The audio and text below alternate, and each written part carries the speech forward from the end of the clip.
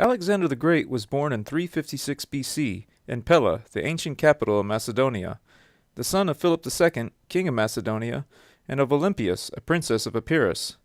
The Greek philosopher Aristotle was Alexander's tutor and gave him a thorough training in rhetoric and literature. In the summer of 336 BC, Philip was assassinated, and Alexander ascended to the Macedonian throne. He found himself surrounded by enemies, but disposed of all conspirators by ordering their execution. Before the end of the summer of 336 BC, he had re-established his position in Greece and was elected by a congress of states at Corinth. Alexander began his war against Persia in the spring of 334 BC by crossing the Hellespont, modern Dardanelles, with an army of 35,000, along with his chief officers Antigonus, Ptolemy, and Seleucus. At the river Granicus, near Troy, he attacked an army of Persian and Greek mercenaries, totaling 40,000 men. He defeated the enemy, and according to tradition, lost only 110 men.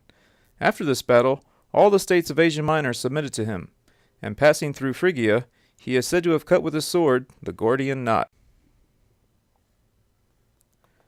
Continuing to advance southward, Alexander encountered the main Persian army, commanded by King Darius III at Issus in northeastern Syria.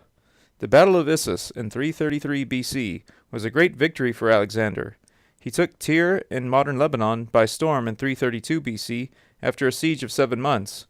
Alexander captured Gaza next and then passed on into Egypt, where he was greeted as a deliverer.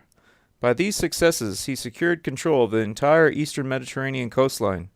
Later, in 332 BC, he founded at the mouth of the Nile the city of Alexandria, which later became the literary, scientific, and commercial center of the Greek world. In 331 BC, Alexander headed to Babylon. Crossing the Euphrates and Tigris rivers, he met Darius and completely defeated his army in the Battle of Arbela on the plain of Gaugamela on October 1st, 331 BC. Babylon surrendered after Gaugamela, and the city of Susa, with its enormous treasures, was soon conquered. Then, in midwinter, he forced his way to Persepolis, the Persian capital. After plundering the royal treasuries and taking other rich booty, he burned the city and thus completed the destruction of the ancient Persian Empire.